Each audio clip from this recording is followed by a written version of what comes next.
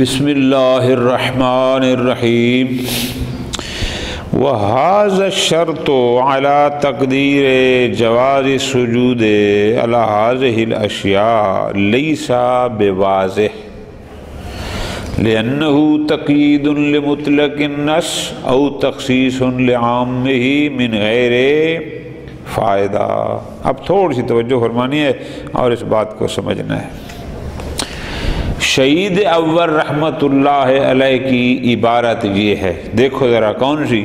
فرمایا یجوز علی القرطاس المتخذ من النبات، یہی لفظ ہے نا، اس کاغذ پر سجدہ کرنا جائز ہے جو نبات یعنی قطن، کتان یا کنب سے بنایا گیا ہو۔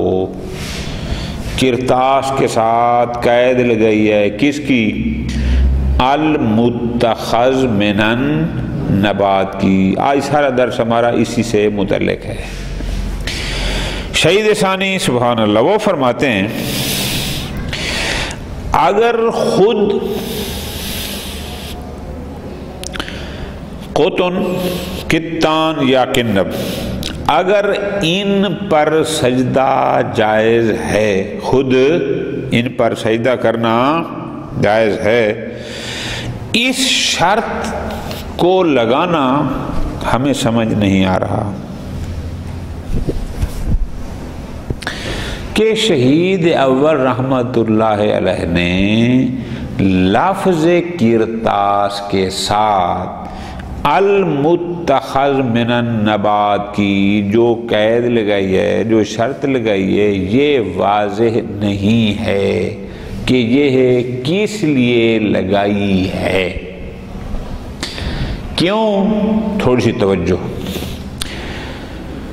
بعض روایات میں یہ آیا ہے کہ جائز ہے سجدہ کرنا کرتاس پر مفرد، ٹھیک ہے نا، اس کے آگے کوئی قید نہیں ہے۔ جب روایت میں کوئی قید نہیں ہے اور وہ ہے مطلق کہ کاغذ پر سجدہ کرنا صحیح ہے، یہ قید اس میں ذکر نہیں ہے کہ کس سے بناؤ، تو جناب اس شرط کے ذریعے اس نص کے اطلاق کو مقید کر رہے ہیں۔ سمجھا گی بات؟ یا روایات میں آیا ہے لفظ القراطیس القواغذ یعنی جمع معرف باللام، تو جمع معرف باللام بھی مفید ہے، عموم ہوتی ہے۔ جب روایت میں لفظ القراطیس آیا تو عام ہے کہ وہ کاغذ کسی بھی قسم کا ہو، لیکن آپ لکھ رہے ہیں المتخذ من نبات، تو گویا اس عام نص کے عموم کی آپ تخصیص کر رہے ہیں۔ نقطہ سمجھ آ رہا ہے نا کہ آپ کی یہ شرط یا اس نص کے اطلاق کے لیے قید بن رہی ہے یا اس کے عموم کے لیے مخصص بن رہی ہے، ہمیں اس شرط کی بات سمجھ نہیں آ رہی۔ ٹھیک؟ کیوں؟ پھر اور اگر تو خود ان تین چیزوں پر سجدہ کرنا جائز ہے اور روایات بھی کہتے ہیں کہ کرتاس پر سجدہ جائز ہے، اور خود کنب کتان یا قطن پر جائز ہو، پھر اصلا یہ لفظ لکھنے کی ضرورت ہی نہیں تھی، کیونکہ روایات میں موجود ہے کاغذ پر سجدہ کرنا جائز ہے۔ اچھا اب آگے، اس لیے کہ اگر ہم یہ کہتے ہیں کہ نہ خود ان چیزوں پر سجدہ کرنا جائز نہیں ہے، خود روئی پر سجدہ کرنا جائز نہیں، خود روئی پر تو جائز نہیں ہے، لیکن روئی سے بنے ہوئے کاغذ پر سجدہ کرنا جائز ہے۔ بات سمجھ آ رہی ہے نا؟ فرماتے ہیں پھر جب اصل یہ ہے کہ عدم جواز ہے تو اب اس کا کاغذ میں مکس ہو جانا اس عدم جواز کے لیے کافی نہیں ہے۔ وجہ بتاتے ہیں، وجہ بتاتے ہیں۔ فرض ہم یہ کرتے ہیں، بہت غور، فرض ہم یہ کرتے ہیں پہلی صورت کہ نہیں جی قطن، کنب اور قطان پر سجدہ کرنا صحیح ہے، ٹھیک ہو گیا۔ اچھا بھائی کاغذ کس سے مل کر بنتا ہے؟ فرماتے ہیں اس کی ایک جز ہوتی ہیں یہ 3 چیزیں اور ایک جز ہوتی ہے چونا، ٹھیک ہو گیا، بالکل ٹھیک۔ اب ہم دیکھتے ہیں آیا یہ 3 چیزیں اور وہ چونا اس انداز میں ہوتا ہے کہ کسی جگہ پر چونا نہ ہو اور صرف یہ ہوں تاکہ ہم یہ کہیں کہ ان پر پیشانی رکھ کے سجدہ ہو جائے گا؟ ایسا تو نہیں ہے۔ کیوں؟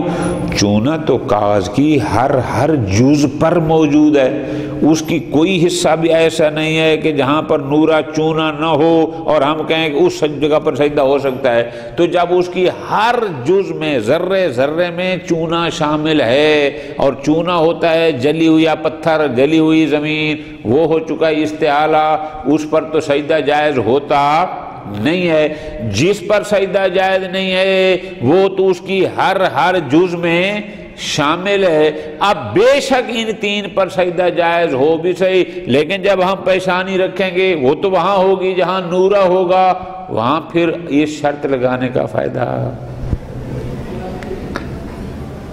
سمجھا کی بات کی؟ اس لیے کہ وہ تو وہاں پھیلا ہوا ہے۔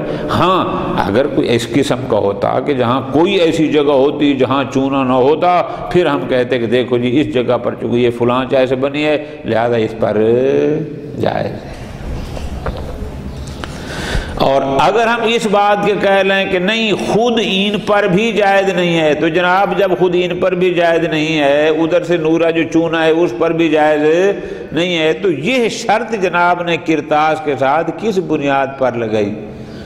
پھر آپ سیدھا سیدھا یہ کہہ دیتے، جیسے پیچھے کا کیا وہ یہ کہتے کہ کاغذ پر جواز سجدہ کے لیے نص نہ ہوتی تو اس پر سجدہ جائز نہیں ہونا چاہیے، چونکہ یہ جن چیزوں سے مل کر بنا ہے ان پر سجدہ جائز نہیں ہوتا۔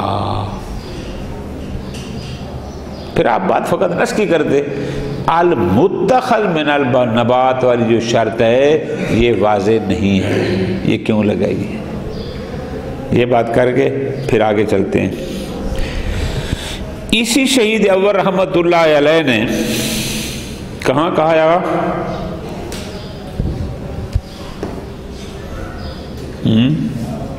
کتاب کون سی ہے؟ وفی ذکرہ۔ ذکرہ میں ایک اور بات کرتے ہیں، کہتے ہیں کاغذ پر سجدہ کے جواز میں میرے دل میں کچھ شکوک و شبہات ہیں۔ کیا؟ وہ فرماتے ہیں اس لیے کہ یہ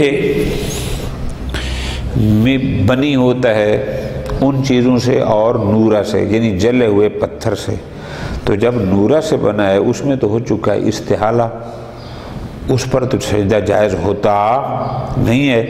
پھر کاغذ پر سجدہ کس بنیاد پر جائز ہے؟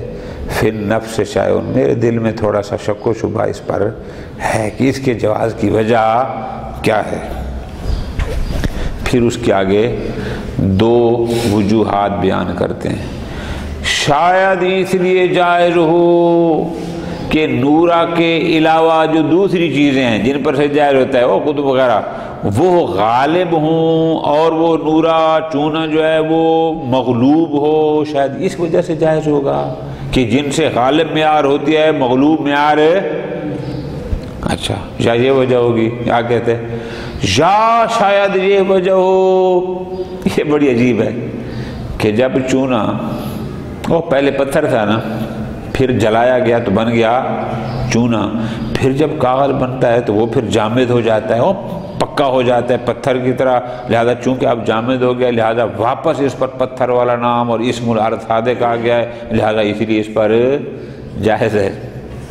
شہید ثانی فرماتے ہیں جہاں تک تو بات ہے شہید اول کے اشکال کی، وہ فی النفس شیء، وہ بات تو سمجھ آنے والی ہے کہ ٹھیک ہے یہ بنا ہے چونے سے، چونا اس کے ہر جزء میں شامل ہے، پتہ نہیں کیسے اس پر سجدہ جائز ہے۔ لیکن انہوں نے جو آگے رد کیا ہے نا کہ ممکن ہے اس وجہ سے جائز ہو، وہ دونوں وجوہات قابل قبول ہے۔ نہ یہ کہہ سکتے ہیں کہ نورا چونا کے علاوہ دوسری چیزیں اس میں غالب ہیں، نہیں جناب، بالکل برابر ہیں، ہر جز میں مساوی ہے، کوئی اس میں غلبہ ہے ہی نہیں تاکہ ہم اس کو غالب اور مغلوب کا فرق کر سکیں۔ ایسا نہیں ہے، بلکہ ہر جز میں نورا شامل ہے۔ اور دوسری بات جو انہوں نے کی ہے کون سی، کہ وہ جو چونا بن گیا تھا پھر جب پتھر بنایا تو وہ سخت ہو گیا، اب سخت ہو گیا تو اب دوبارہ وہ حجر اور مٹی بن گیا۔ فرماتے ہیں وہ اب یہ بعید ہے کہ اب چونا دوبارہ جو ہے اس پر کبھی اس پر یہ ہمارے سامنے کاغذ ہے، اب ہم کہیں کہ یہ مٹی ہے چونکہ پکا ہو گیا ہے، سخت ہو گیا ہے۔ فرماتے ہیں ایسا نہیں ہے۔ خوب، اچھا،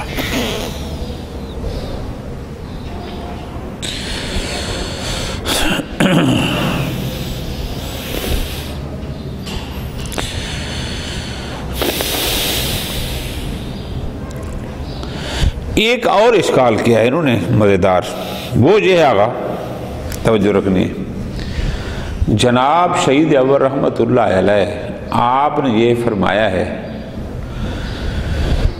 کہ وَيَجُوزُ عَلَى الْقِرْطَاسِ الْمُتَّخَذ مِنَ النَّبَاتِ، یہی کہا ہے نا۔ اس کا مطلب کیا ہوا، جس کاغذ کے بارے میں ہمیں یقین ہوگا کہ وہ قطن، کتان اور کنب سے بننا ہے، اس پر سجدہ کرنا تو ہو جائے گا جائز، ٹھیک ہوگی۔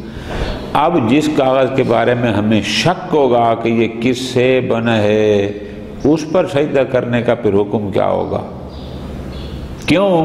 چونکہ آپ نے تو المتخذ من النبات کو جواز سجدہ کے لیے شرط قرار دیا ہے نا، تو شرط کے لیے ضروری ہے کہ اس کا علم ہونا چاہیے، یقین ہونا چاہیے۔ اب جس کاغذ کے بارے میں ہمیں شک ہوگا کہ یہ کس سے بنا ہے، اس پر سجدے کے بارے میں دلیل کہاں سے لائیں گے؟ اس پر تو سجدہ جائز نہیں ہونا چاہیے۔ اور آگے پھر فرماتے ہیں اس کا مطلب ہے کہ پھر اصلاً کسی کاغذ پر سجدہ جائز ہو ہی نہ۔ کیوں؟ اکثر کاغذ جو ہمارے سامنے یہ بھرے پڑے ہیں، ہمیں کیا پتا کہ یہ کس سے بنے ہوئے ہیں؟ جس کا یقین ہوگا چلو وہاں تو سجدہ جائز ہے، پھر باقیوں کے بارے میں کیا ہوگا؟ اور پھر واپس جانا ہے کیا؟ لہذا شہید اول کا کرتاس کے ساتھ المتخذ من النبات کی شرط لگانا واضح نہیں ہے کہ یہ شرط کس بنیاد پر لگائی گئی ہے۔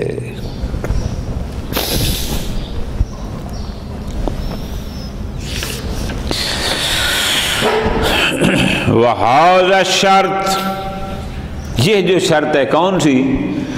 اور الکرتاس کے بعد جو شرط لگائی ہے المتخذ من النبات، یہ شرط علی تقدیر جواز سجود علی ہذہ الاشیاء، فرض ہم کریں کہ خود قطن، کتان اور کنب پر سجدہ کرنا جائز ہے، فرض یہ کریں، اگر ہم جواز سجود کے قائل ہو بھی جائیں ان چیزوں پر، اس کو بطور شرط ذکر کرنا الکرتاس کے ساتھ بطور شرط لیسا بواضح، ہمارے لیے کلیئر کہ اس شرط لگانے کا فائدہ کیا ہے۔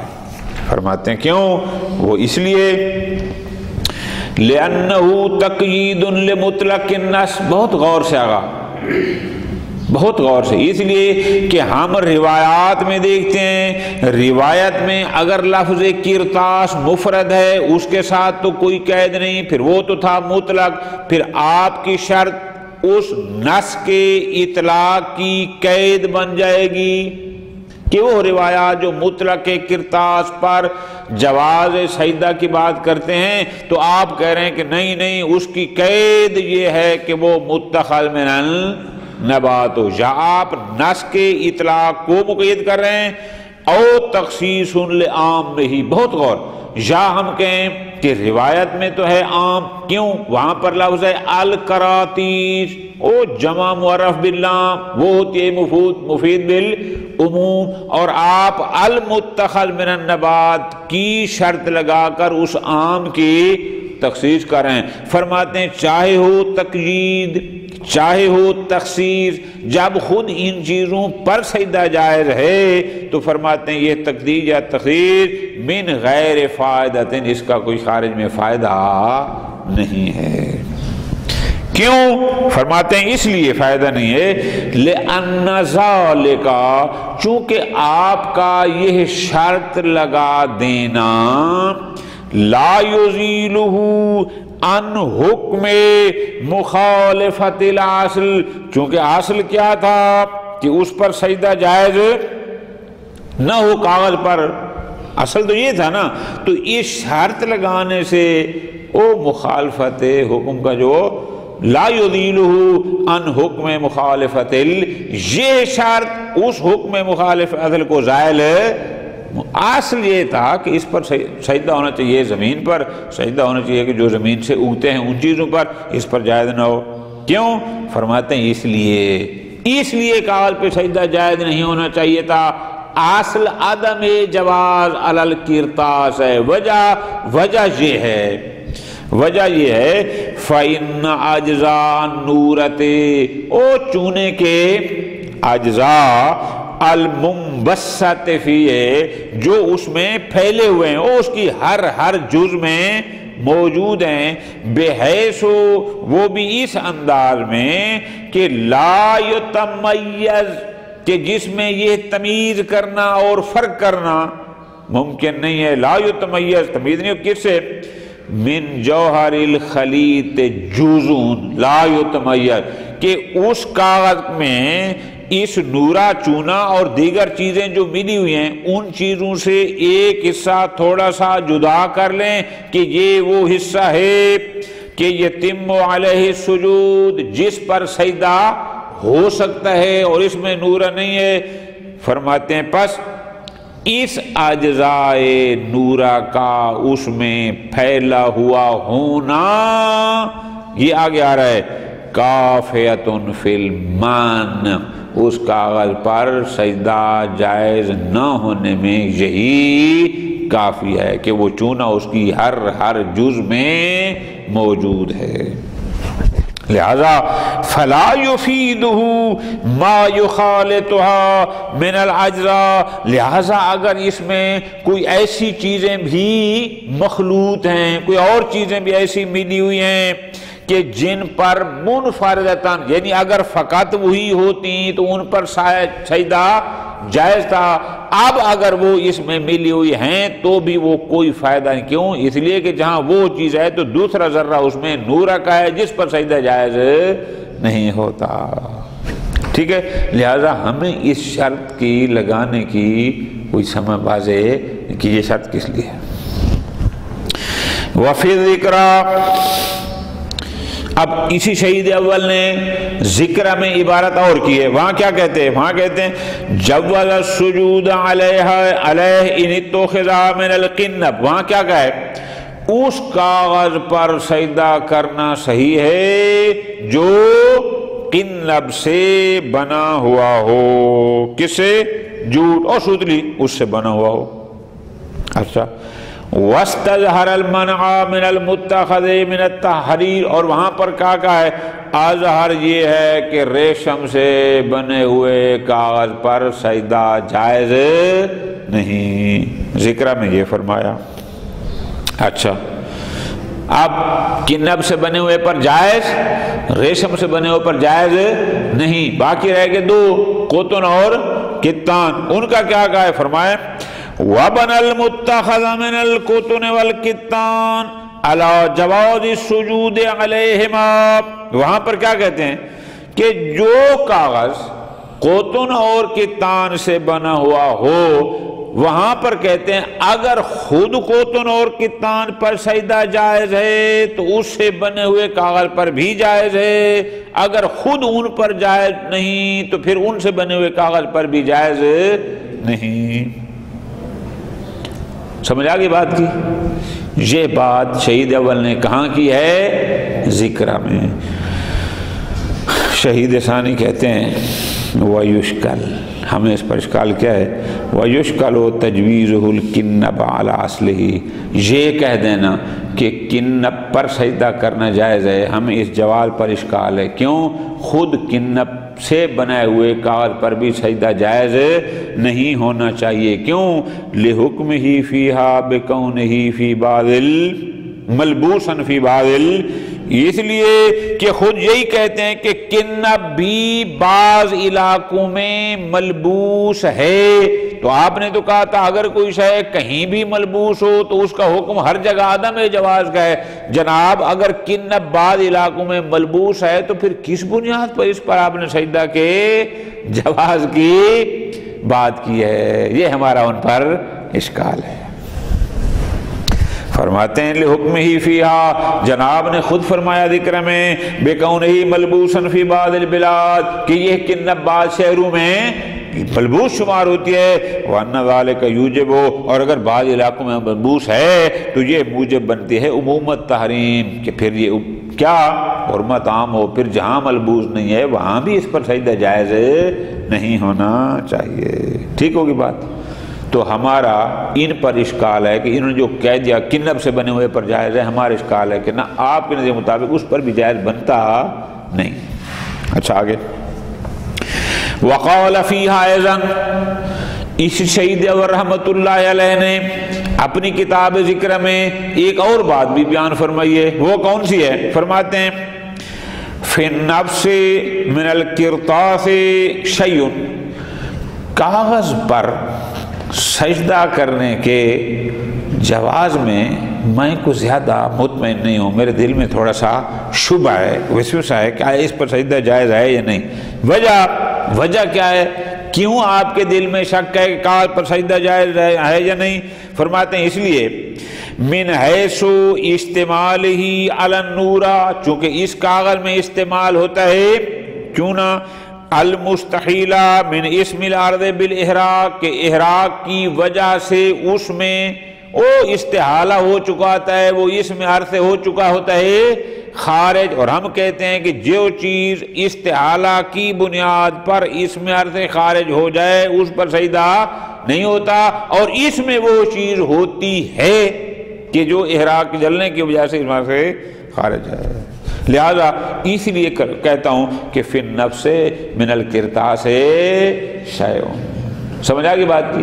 اچھا قال، پھر آگے خود ہی شہید اول اسی ذکر میں کہتے ہیں قال الا ان نقول، مگر ہم او جو دل میں تھوڑا سا وسوسہ تھا، تذبذب تھا کہ کاغذ پر سجدہ کیسے جائز ہوگا، اس لیے کہ یہ تو بنا ہوا ہے نور سے اور وہ ہے استحالہ ہوا ہے اس کا۔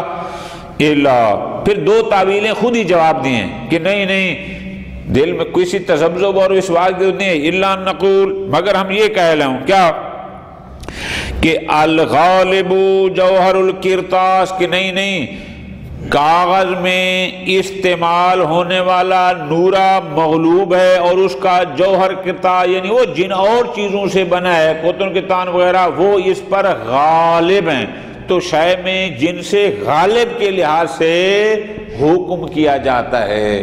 اگر ہم اس کے قائل ہو جائیں گے تو پھر کاغذ پر سجدے میں جو پریشانی تھی وہ ختم ہو جائے گی۔ یا اس کے قائل ہوں او نقول، یا پھر ہم اس کے قائل ہوں کہ جمود النورت، ٹھیک ہے چونا تھا جلا ہوا، لیکن جب ہم نے کاغذ بنایا اور پھر یہ ہو گیا جامد اور پختہ ہو گیا، یرد علیہا اسم الارض، اس نے واپس اس کو اسم ارض پلٹا دیا ہے۔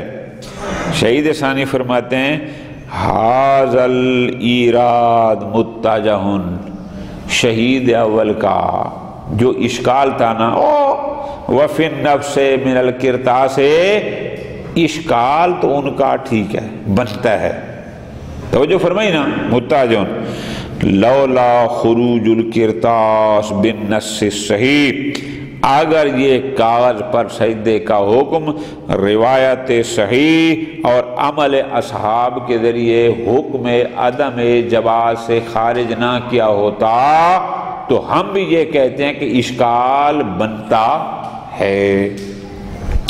لیکن وما دفع به الاشکال یا ما دفع به الاشکال غیر واضح، لیکن اسی شہید اول نے جو دو تعویلوں کے ذریعے وہ اس اشکال کو رفع کیا ہے کہ اگر ہم ان کے قائل ہو جائیں تو پھر کاغذ پر سجدہ کرنے میں وہ جو دل میں تھوڑا سا تھا وہ ختم ہو جائے گا، فرماتے ہیں وہ واضح نہیں ہے۔ ایراد بنتا ہے اگر روایت نہ ہوتی، لیکن جو انہوں نے دفع کیا ہے اشکال کو جس چیز سے وہ واضح نہیں ہے۔ کیوں؟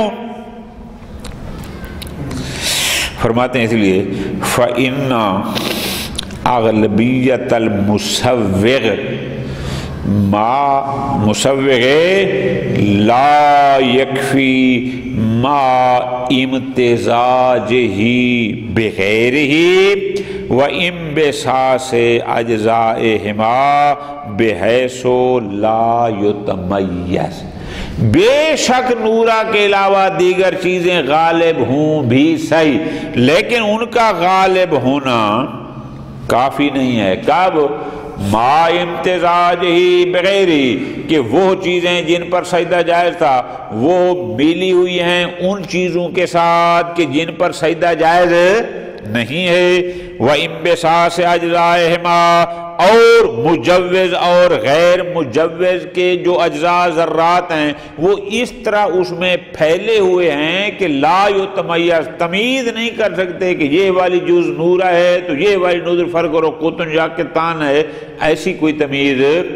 تو جہاں کوئی مصوغ اس انداز میں غیر مصوغ سے ملا ہوا ہو وہاں صرف مصوغ کا ہونا کافی نہیں۔ باقی جو اگلی بات انہوں نے کی تھی کہ کون سی؟ او ان نقول جمود نورت فلاں، فرماتے ہیں وَكَوْنُ جمود نورت يرد علیہا اسم العرض، لیکن یہ بات کہ اب چونکہ چونہ اس میں پک گیا ہے دوبارہ آ گیا ہے اور بے جامد ہو گیا ہے لہذا دوبارہ اس پر اسم عرض کیا ہے ثابت ہو گیا اسم عرض، لہذا اس لیے اب اس پر سجدہ جائز ہے۔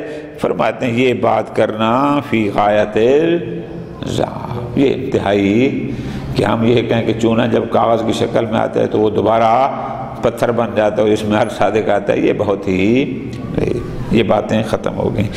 اب وَعَلَىٰ قَوْلِهِ، او واپس جا رہے ہیں ان باتوں نے، واپس کہاں جا رہے ہیں؟ جناب شہید اول آپ نے جو شرط لگائی ہے کہ اس کاغذ پر سجدہ جائز ہے جو المتخذ من نبات و شاباش، وعلى قوله رحمہ اللہ، اگر ہم جناب کی اس المتخذ من النبات کو شرط قرار دیں، کس پر؟ کاغذ پر سجدہ کے جواز کے لیے شرط قرار دیں، تو پھر لو شکا فی جنس المتخذ منہ، اگر کاغذ کی جنس متخذ منہ ہو جس سے کاغذ بنا ہے، اگر اس میں ہمیں شک ہو کہ یہ ان سے بنا ہے کہ جن پر سجدہ جائز ہے یا کسی اور سے، یعنی ہمیں شک ہو کہ آیا یہ قطن کے تان اور کنب سے بنا ہے یا کسی اور سے، کما ہوا الاغلب، جبکہ عام طور پر کاغذوں کے بارے میں ہمیں یقین نہیں ہوتا بلکہ شک ہوتا ہے، تو اس صورت میں لم یصح السجود علیہ، تو جناب کے فتوے کے مطابق تو پھر ایسے کاغذوں پر سجدہ جائز نہیں ہونا چاہیے۔ کیوں؟ او شرط کا جو یقین نہیں ہے بلکہ ہمیں شک ہے۔ وجہ اس لیے لشک فی حصول شرط صحہ، اس لیے کہ شرط صحت علی الکرتاس تھی اس کا متخذ من النبات ہونا، اور ہمیں اس شرط کے حصول میں شک ہے، علم نہیں ہے، لہذا اس پر سجدہ جائز نہیں ہونا چاہیے۔ وبہذا، تو اس وجہ سے ینسد باب السجود علیہ، کاغذ پر سجدے کرنے کا باب بند ہو جائے گا غالباً عام، یعنی وہ 99% کاغذ ایسے ہوں گے کہ ان پر سجدہ جائز نہ ہوگا۔ کیوں؟ اس لیے کہ جس کی بھی جنس میں ہمیں شک ہوگا کس سے بنا ہے پھر اس پر جائز صرف وہی بچے گا جس کے بارے میں ہمیں علم ہو کہ یہ کس چیز سے بنا ہے۔ فرماتے ہیں اب وَهُوَ غَيْرُ مَسْمُوعٍ، جبکہ نص کیا کہتی ہے؟ کاغذ پر سجدہ جائز ہے۔ علماء کیا کہتے ہیں؟ کاغذ پر سجدہ جائز ہے۔ اب ہم روایت کو بھی چھوڑ دیں، عمل اصحاب کو بھی چھوڑ دیں اور صرف اس بات پر رک جائیں کہ شہید نے یہ شرط لگائی ہے لہذا کاغذوں پر سجدہ جائز نہ ہو، فَهُوَ غَيْرُ مَسْمُوع، یہ قابل قبول نہیں ہے نص اور عمل علماء کے مقابل۔ یکرہ السجود علی المکتوب، لکھے ہوئے کاغذ پر سجدہ کرنا مکروہ ہے۔